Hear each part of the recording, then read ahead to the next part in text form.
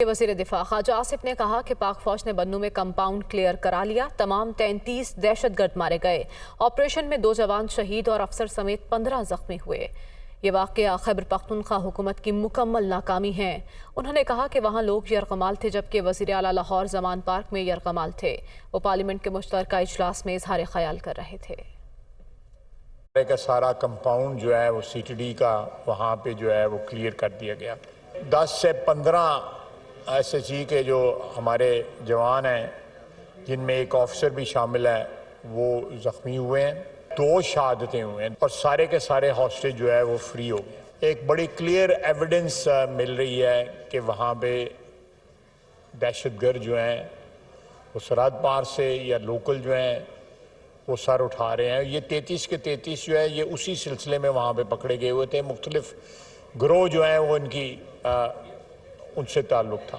CTD में जो एक सूबाई जो जिम्मेदारी थी, उसमें सूबाई हुकूमत जो है कम्प्लीटली फेल हुई है। बेगुनाह अफराद हॉस्टेज बने हुए हैं KP के सूबे में, और हुकूमत जो है वो यरगमाल जो है इमरान खान ने बनाई हुई है। हमारी अफवाज ने वहाँ पे यरगमाल भी जो है रिहा करवाए, दहशतगर्द भी जो है वो मारे गए, और कुर्बानियाँ भी हमारे वहाँ पे अफवाज ने दी हैं इस क्राइसिस को ख़त्म करने के लिए। इसमें सूबाई हुकूमत का कोई रोल नहीं है। और वो शख्स ख्वाब देख रहा है कि यहाँ पे हुक्मरानी करेगा इस मुल्क में दोबारा, ताकि अगर कोई तबाही में कसर रह गई है वो कसर पूरी कर सके। और इस इजलास से पहले प्रेस कॉन्फ्रेंस में वज़ीर दिफा ख्वाजा आसिफ ने रेस्टोरेंट, होटल और मार्केट्स रात 8 बजे बंद करने का ऐलान किया। ख्वाजा आसिफ कहते हैं कि शादी हॉल्स रात 10 बजे बंद कर दिए जाएंगे। किफ़ायत शारी से मुतल्लिक पॉलिसी तश्कील दी जा रही है। वो न्यूज़ कॉन्फ्रेंस कर रहे थे। वर्क फ्रॉम होम 20% अगर जो वर्क फोर्स है गवर्नमेंट के इदारों में, अगर वो घर से काम करे 20% रोटेशन बेसिस के ऊपर, तो 56 अरब रुपए की बचत है सालाना। 56 अरब, ये तखमीना जो है ना 15-20% कम रखा गया हुआ है, इसको इन्फ्लेट नहीं किया गया हुआ। और दूसरा जो है वेडिंग हॉल्स के टाइमिंग्स जो है ना वो 10 बजे शाम 10 बजे रात तक जो है लिमिट कर दिए जाएंगे। ऑलरेडी भी ये सिलसिला चल रहा है, कहीं पे ऑब्जर्व हो रहा है, कहीं पे नहीं हो रहा। रेस्टोरेंट्स, होटल्स और मार्केटें जो है ना वो 8 बजे बंद हो जाएंगी। इसमें थोड़ी सी गुंजाइश है कि रेस्टोरेंट्स और जो हैं वो उनको आगे तक ले जाया जाए, घंटा या 1.5 घंटा आगे कर दिया जाए। लेकिन बेसिकली इससे 62 बिलियन रुपए की जो है ना वो बचत होगी। स्पीकर पंजाब असम्बली सिब्तैन खान ने गवर्नर पंजाब के तलब करदा इजलास को गैर कानूनी करार दे दिया। उनका कहना है कि पहले ही इजलास चल रहा है, गवर्नर का तलब करदा इजलास दुरुस्त नहीं है। मौजूदा इजलास स्पीकर का तलब करदा है, जिसे गवर्नर खत्म नहीं कर सकता। असम्बली सेक्रेटेरिएट कल के इजलास का गजट नोटिफिकेशन जारी नहीं करेगा। इंशाल्लाह सेशन को प्रोरोग करेंगे, प्रोरोग नहीं करेंगे, एडजर्न करेंगे। और आज के सेशन के बाद मेरा ख्याल है फिर हम जुमे वाले दिन बुलाएंगे, और जुमे वाले दिन हम साथियों को फेयरवेल भी देंगे और उनको दुआओं के साथ अपने हलकों में रुखसत करें। मेरे देखें, जहाँ तक कॉन्स्टिट्यूशन का ताल्लुक है, रूल्स एंड प्रोसीजर्स का ताल्लुक है 1997 पंजाब का, मेरे हिसाब में गवर्नर साहब ने ये ऑर्डर ठीक नहीं किया। तो मतलब हम ये मेरा ख्याल है मानने के पाबंद नहीं। वोट ऑफ कॉन्फिडेंस लेना और चीज़ है, अदम एतमाद वो दे कैन प्लीज देमसेल्व्स ले आए ना, वो ले आए हैं तो वील फेस इट। अगर MPs हमारे साथ हैं तो हम रहेंगे, अगर MPs नहीं है तो चुप करके उस चेयर से उतर के और फ्रंट रो में बैठ जाएंगे। तो हम सियासी लोग हैं, हम सियासी तरीके से ही डील करेंगे। अगर गवर्नमेंट बिजनेस हुआ तो हम इजलास चलाएंगे, अगर गवर्नमेंट बिजनेस ना हुआ तो आज में भी हम दोबारा एडजर्न कर दें। अच्छा, ये बताएं कि सर गिनती पूरी आपके पास हो? हाँ जी, क्यों नहीं है पूरी? आप घबरा तो नहीं रहे? हम, मेरा ख्याल है आपको कोई फील हो रहा है कि मैं घबरा रहा हूं। इस मामले पर राना सनाउल्ला कहते हैं कि स्पीकर पंजाब असेंबली का इजलास ना बुलाने से मुतालिक मौक़िफ़ गलत है। इनकी बात आइन के खिलाफ है। गवर्नर असेंबली का इजलास बुला सकता है। राना सनाउल्ला ने कहा कि वज़ीर आला पंजाब ने एतमाद का वोट ना लिया तो वज़ीर आला हाउस सील कर देंगे। इजलास ना भी हो तो वज़ीर आला को एतमाद का वोट लेना पड़ेगा।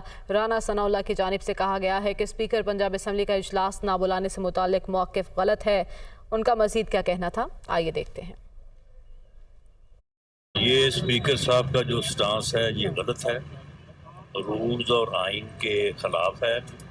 गवर्नर जो है वो इजलास बुला सकता है और अगर कल 4 बजे इजलास न हुआ और चीफ मिनिस्टर ने इत्तेफाक का वोट ना लिया तो he will cease to be in the office of chief minister. वो चीफ मिनिस्टर नहीं रहेंगे अगर कल 4 बजे के इजलास में इजलास मुनक्कद नहीं होता या इजलास मुनक्कद होता है तो वोट ऑफ कॉन्फिडेंस नहीं लेते। लाहौर में इमरान खान से आइनी और कानूनी माहिरीन की मुलाकात हुई। एडवोकेट जनरल पंजाब की गवर्नर के तलब करदा इजलास की आइनी पोजीशन पर ब्रीफिंग। गवर्नर का तलब करदा इजलास गैर आइनी है। एडवोकेट जनरल पंजाब अहमद अवैस की जानिब से यह कहा गया, हम सियासी जंग भी जीतेंगे और आइनी महाज पर भी सुरखरू होंगे। ये कहा गया इमरान खान की जानिब से। तो इमरान खान से आइनी और कानूनी माहिरीन की मुलाकात हुई। एडवोकेट जनरल पंजाब की गवर्नर के तलब करदा इजलास की आइनी पोजीशन पर ब्रीफिंग। गवर्नर का तलब करदा इजलास गैर आइनी है। एडवोकेट जनरल पंजाब की जानिब से ये कहा गया। आपको बराह रास्त ले चलते हैं। पाकिस्तान तहरीक इंसाफ के रहनुमा मीडिया टॉक कर रहे हैं। इत्तेहादी रहेंगे और इंशाअल्लाह ये जो वोट ऑफ कॉन्फिडेंस और वोट ऑफ नो कॉन्फिडेंस है इसका मुकाबला मिलके किया जाएगा।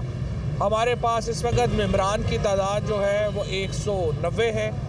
2 लोग जो थे उसमें उन्होंने पिछली दफ़ा जो डिप्टी स्पीकर है और एक रहीम यार खान से जो MPA थे उन्होंने एब्सटेन किया था।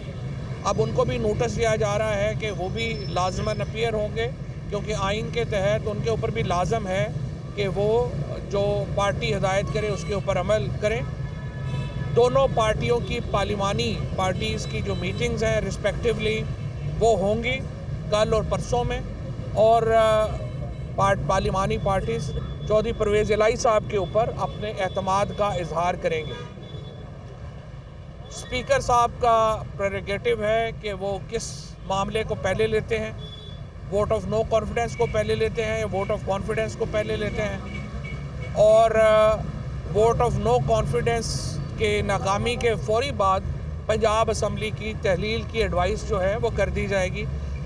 असल मसला ये है कि ये हुकूमत जो है इसने सिर्फ इलेक्शनों से फरार का एक रवैया इख्तियार किया हुआ है। अगर आप देखें आज जो इस्लामाबाद में तमाशा लगा कि सिर्फ 6 दिन रह गए हैं वहाँ पे लोकल गवर्नमेंट इलेक्शंस को, लेकिन 6 दिन से उन्होंने नाकाम बनाने के लिए इस्लामाबाद की यूनियन कौंसिलों की तादाद बढ़ा दी और इलेक्शन कमीशन ने दुरुस्त फैसला किया है कि वो इस मामले में इलेक्शन के साथ जाएंगे। आप इलेक्शन नहीं कराना चाह रहे, आप पाकिस्तान के अवाम के पास कहीं, चाहे वो इस्लामाबाद हो, चाहे वो कराची के मकामी हुकूमतों के इलेक्शन हो, चाहे वो पंजाब हो, चाहे खैबर पख्तूनख्वा, आप लोगों के सामने ही जाने की हैसियत औकात नहीं रखते। ये जो वज़ीर राना सनाउल्ला और ख्वाजा आसफ जो बड़ी बड़ी बढ़के मार रहे थे कि आप तोड़ें और हम जाएंगे, अब आप बताएं कि आपकी हालत क्यों हो गई है। कल से जिस किस्म की बीमारियां लाक हो गई हैं हमारे मिनिस्टर्स को कि इलेक्शंस में ना जाना पड़ जाए, शर्म आनी चाहिए इनको। ऑलरेडी नून लीग एक अजीबोगरीब पार्टी है कि इसकी प्लेटें जो हैं वो लंदन बैठी हुई हैं, चमचे सारे यहाँ पे हैं और ये जो चमचे हैं इनको फिक्र पड़ गई है कि हमारा क्या बनेगा। भाई अगर आप इलेक्शन नहीं जीत सकते, अवाम आपके साथ नहीं है, आप हुकूमत नहीं कर सकते। आज आप देखिए कराची में क्या हुआ है, 1150 पॉइंट मार्केट गिर गई है। 2 दिनों में 1500 पॉइंट्स जो है ये मार्केट, स्टॉक मार्केट जो है वो गिर गई है। IMF के बाद जो अभी हमारे बिजली के बिलों में इजाफा आ रहा है, 30 से 40% कह रहे हैं कि जी इजाफा कर देंगे। उसके बाद आप देखिए बिजली की कोई कमी नहीं है, लेकिन हुकूमत के पास तेल ख़रीदने के पैसे नहीं है कि वो बिजली बना सके और इसके लिए वो राशनिंग कर रहे हैं। इस हिसाब से तो आपको अगले हफ्ते आप ये कह रहे हैं कि आपकी जो तेल है वो भी आपको नहीं मिलेगा और रेस्टोरेंट्स आप कह रहे हैं 8 बजे बंद कर दें। मुझे बताएं जो रेस्टोरेंट 8 बजे बंद होंगे तो रेस्टोरेंट वाले सारे बेचारे करेंगे क्या? सारे वेटर्स जो हैं, सारे जो रेस्टोरेंट का बिजनेस है वो दिहाड़ी का बिजनेस है। आप दुकानें सारी जो है 8 बजे बंद कर रहे हैं। आपके पास कैपेबिलिटी नहीं है कि आप इस मुल्क को चला सकें, तो आप इस मुल्क की जान छोड़ दें। खैबर पख्तूनख्वा में 6 महीने से हम बता रहे थे, मुराद सईद 6 महीने से ये बात कर रहा था कि यहाँ आपका टेररिज्म का राइज हो रहा है, आपने उसकी तरफ तवज्जो नहीं दी। जो आपने अरबों रुपया लगा के बाढ़ लगाई, वो बाढ़ उखाड़ी जा रही है और वहाँ से लोग घुस रहे हैं। हम बता रहे हैं कि वहाँ पे हालात ख़राब हो रहे हैं, आपने उसके ऊपर अमल नहीं किया। बॉर्डर सिक्योरिटी जो है उसका हाल इंतहाई पतला है, और जिसकी वजह से अचानक आज हम देख रहे हैं बन्नू में क्या हो रहा है। जिस तरीके से हमारे जवानों की शहादतें हो रही हैं, जिस तरीके से हमारे पुलिस और लिविस के लोगों की शहादतें हो रही हैं, सिविलियंस की शहादतें हो रही हैं, यूँ लग रहा है कोई मसला ही नहीं है। खैबर पख्तूनख्वा की हुकूमत को वसाइल देने से इनकार कर दिया गया है। इस वक्त 26 अरब रुपया आपने खैबर पख्तूनख्वा हुकूमत का देना था।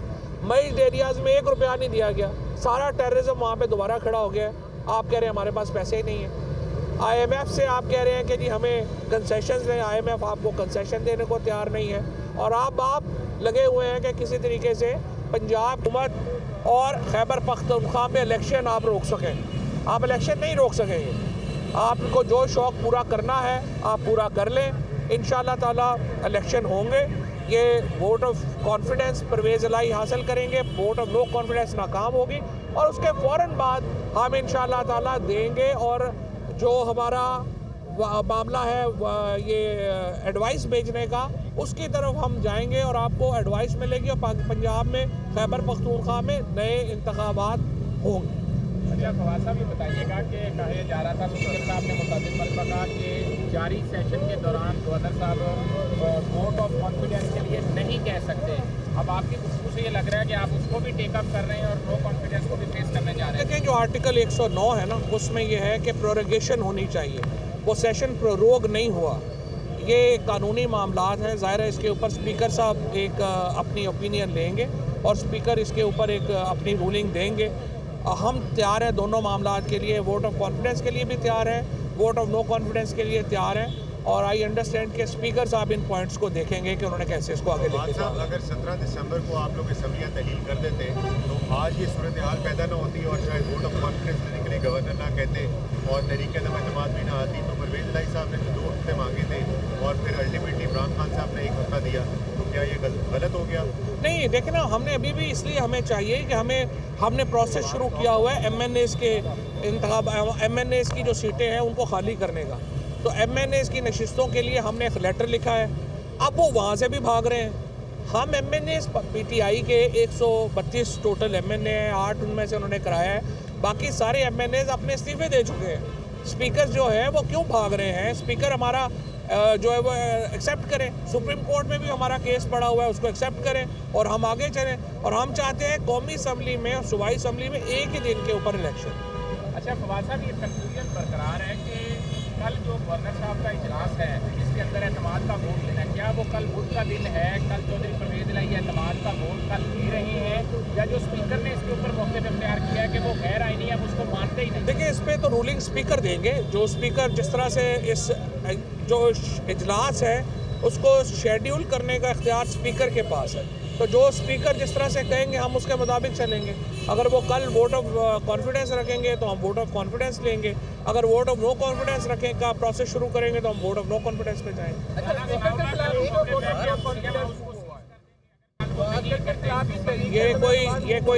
ये कोई फैसलाबाद में कोई कॉर्नर प्लाट नहीं है जिसके ऊपर जाकर राना सनाउल्लाह साहब कब्जा कर लेंगे और उसके बाद छुड़ा कोई नहीं सकेगा। ये आइन और कानून के मुताबिक अमल होगा। स्पीकर ने रेगुलेट करना है, जैसे वो रेगुलेट करेंगे उसके मुताबिक। मैं करता हूँ, आप पहले किए। अच्छा, ये बताएं कि पंजाब असम्बली में तहरीक अदम एतमाद जमा होती है, लेकिन स्पीकर साहब को इल्म ही नहीं होता, जबकि सेक्रेटरी जो है वो तहरीक अदम एतमाद जमा कर लेते हैं वहाँ। सही है। तो जो एक्चुअली ऐसा नहीं था, कल सेशन ही 9 बजे तक चला है। जो ही सेशन ख़त्म हुआ है तो वो नो कॉन्फिडेंस आई है, सेक्रेटरी ने लेना था वोट ऑफ नो कॉन्फिडेंस। ऐसी भी कोई बात, उसमें कोई ऐसा कॉन्स्पिरेसी थ्योरी ज़्यादा है, वैसे नहीं है। और बिल्कुल आपकी बात ठीक है, स्पीकर और डिप्टी स्पीकर के खिलाफ जो है वो वोट ऑफ नो कॉन्फिडेंस आई है। और जो कानून है इखलाकी तौर के ऊपर तो स्पीकर को कोई बाहर नहीं करता, लेकिन जो चेयरमैन ऑफ द पैनल है ज़ाहिर है कि वो इसको प्रिजाइड करेगा। Thank you. तहरीक इंसाफ के रहनुमा फवाद चौधरी मीडिया से गुफ्तगू कर रहे थे। उनका कहना था कि vote of no confidence face करने के बाद हम असम्बली तहलील करने की एडवाइस भिजवा देंगे। मुल्क चलाने की सलाहियत नहीं है तो जान छोड़ दें। उन्होंने कहा कि हमारा सिर्फ एक मुतालबा है कि पूरे मुल्क में आम इंतखाबात हों।